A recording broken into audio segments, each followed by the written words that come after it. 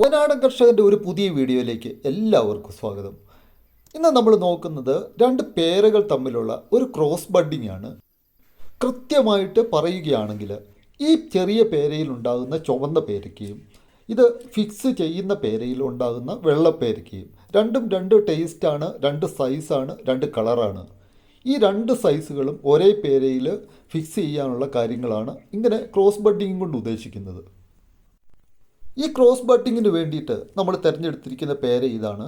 ഇതിൽ നിന്നും ഒരു ബഡ് എടുക്കുന്നുണ്ട്. അത് 2 ഇഞ്ച് നീളത്തിലും 1 ഇഞ്ച് വീതിയിലുമാണ് നമ്മളൊരു ബഡ് എടുക്കുന്നത്. ഈ ബഡ് എടുക്കുന്നതിന് ഒരു പ്രത്യേകത കൂടിയുണ്ട്. ഇതിന് മുളകൾ വന്ന് നിൽപ്പുണ്ട്. ആ മുളകൾ നിൽക്കുന്നത് ഒരു മീഡിയം മുളകൾ, നല്ല കരുത്തുള്ള മീഡിയം മുളകൾ നമുക്ക് പൊളിച്ചെടുക്കാൻ കഴിയും. അങ്ങനെ പൊളിച്ചെടുക്കാൻ പറ്റുന്ന മുളകളുള്ളിടത്തു നിന്ന് ആ മുളകൾ കൂട്ടിയെടുക്കുന്നത് നല്ലതായിരിക്കും. അതുകൊണ്ടാണ് ഇപ്പം ഇങ്ങനെ എടുക്കുന്നത്. നമ്മൾ ചെയ്യുന്ന ഈ 2 ഇഞ്ചിന് ഇടയ്ക്കായിരിക്കണം ഈ മുളകൾ വരുന്നുണ്ടത്. ഏകദേശം സെൻട്രലായിട്ട് വന്നു കഴിഞ്ഞ് കഴിഞ്ഞാൽ നല്ലതായിരിക്കും. അപ്പം നമ്മളിപ്പം ലെഫ്റ്റും സൈഡും റൈറ്റ് സൈഡും എല്ലാം മാർക്ക് ചെയ്തു. മെല്ലെ നല്ല പോലെ മാർക്ക് ചെയ്തു എന്ന് ഉറപ്പായി കഴിഞ്ഞാൽ ഇത് ഡാമേജ് ആകാതെ ഒരു സൈഡിൽ നിന്ന് വേണം മെല്ലെ പൊളിച്ച് തുടങ്ങാൻ. ഒരു സൈഡിൽ നിന്ന് പൊളിച്ചു, അതിൻ്റെ താഴെവശത്തോട്ട് ഇറക്കി കുത്തിപ്പൊളിച്ചു. അതിന് ശേഷം മെല്ലെ അവസാനം മേലെ സൈഡും താഴെ സൈഡും എല്ലാം പൊളിച്ചു എന്ന് ഉറപ്പായി പൊളിഞ്ഞു വന്നതിന് ശേഷം മാത്രമേ നടു സൈഡ് വിടിയിപ്പിക്കാവുള്ളൂ. നടു സൈഡ് പൊളിച്ചെടുക്കാൻ പാടുള്ളൂ. കാരണം അല്ലെന്നുണ്ടെങ്കിൽ നടു സൈഡ് വെച്ചിട്ട് അത് കട്ടായി പോവുകയും അത് ബ്രേക്ക് ആവുകയും ചെയ്യും. അതുകൊണ്ട് ശ്രദ്ധിച്ച് ചെയ്യുക. ഇങ്ങനത്തെ കാര്യങ്ങളൊക്കെ ചെയ്യുന്നത് നല്ലപോലെ ശ്രദ്ധിച്ച് തന്നെ ചെയ്യുക. ഇപ്പോൾ 2 സൈഡും എല്ലാം കുത്തി പൊളിച്ചിട്ടുണ്ട്. സൈഡ് വശം എല്ലാം കുത്തി പൊളിച്ചു.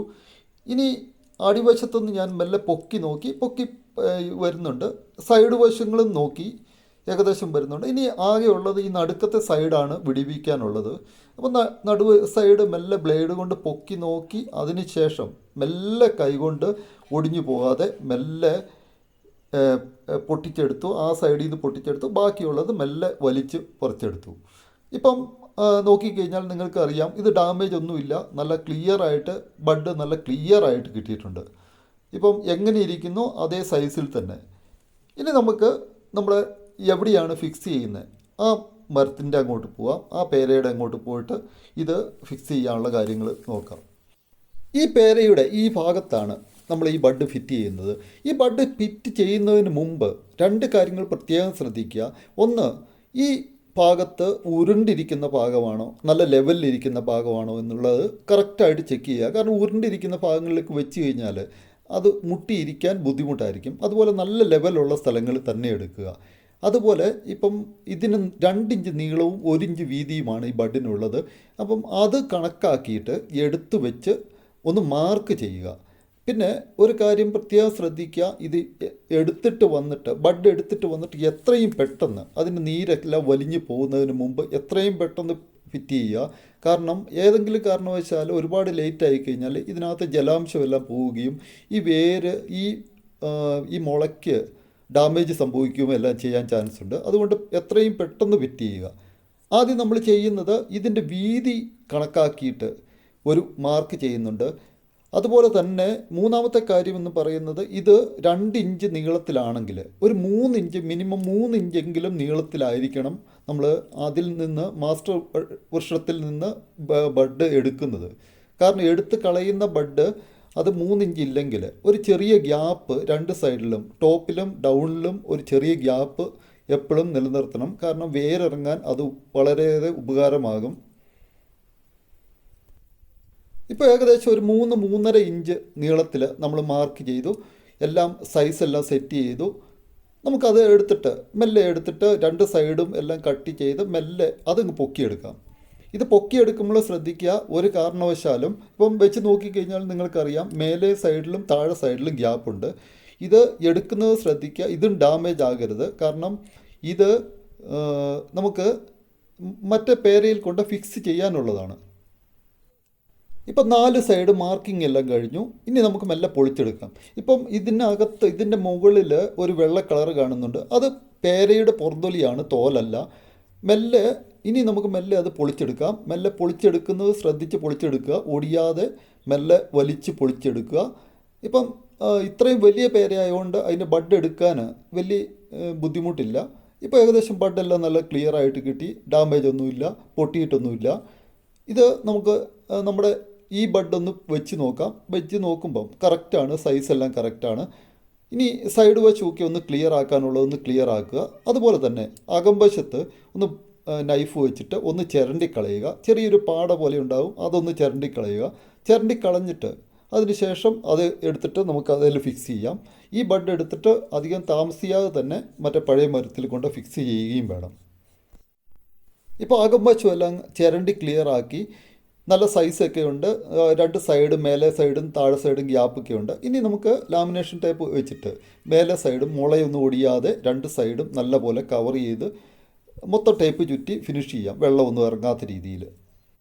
ലാമിനേഷൻ ടേപ്പ് ചുറ്റുമ്പം ഒരു കാര്യം പ്രത്യേകം ശ്രദ്ധിക്കുക. ഓരോ റൗണ്ട് അടിവശത്ത് കൂടി ചുറ്റുക. രണ്ടാമത്തേത് മുളയുടെ മേലെ സൈഡ് കൂടി മുളയ്ക്ക് ഡാമേജ് ആകാതെ അതിൻ്റെ ഇടയ്ക്ക് കൂടി ചുറ്റുക. അതിനുശേഷം മൊത്തത്തിൽ കവർ ചെയ്യുക. ഇപ്പോൾ ലാമിനേഷൻ ടേപ്പ് എല്ലാം ചുറ്റി ക്ലിയർ ആക്കി ഏകദേശം വന്നിട്ടുണ്ട്. നല്ല പോലെ ചുറ്റുക. മഴയുള്ള സമയത്താണെങ്കിൽ വെള്ളം ഇറങ്ങാതിരിക്കാൻ പ്രത്യേകം ശ്രദ്ധിക്കുക. മഴയുള്ള സമയങ്ങളിൽ മാക്സിമം ഇത് ചെയ്യാതിരിക്കുക. ഒരു 90% ഫെയിലിയർ ആകാൻ ചാൻസ് ഉണ്ട്. ഇപ്പം നമ്മൾ ഇതിൻ്റെ ബഡ്, ഇതിൽ നിന്ന് പൊളിച്ചെടുത്ത ബഡ് എടുത്ത് നോക്കുന്നുണ്ട്. അതെല്ലാം ക്ലിയർ ആയിട്ട് വന്നിട്ടുണ്ട്. ഇതും അധികം താമസിക്കാതെ നമുക്ക് ആ മരത്തിൽ കൊണ്ട് ഫിക്സ് ചെയ്യാം.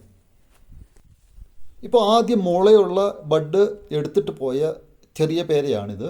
ഇങ്ങനെ ഇത് ചെയ്യുമ്പം ഒരു കാര്യം ഒന്ന് ശ്രദ്ധിക്കുക. നമ്മൾ ആ മുള വന്ന ഭാഗത്ത് ഒരു ചെറിയ മുഴ പോലെ ഉണ്ടാകും. അതൊന്ന് ചെത്തിക്കളഞ്ഞതിന് ശേഷം ഒന്ന് ചിരണ്ടിയെല്ലാം ക്ലിയർ ആക്കുക.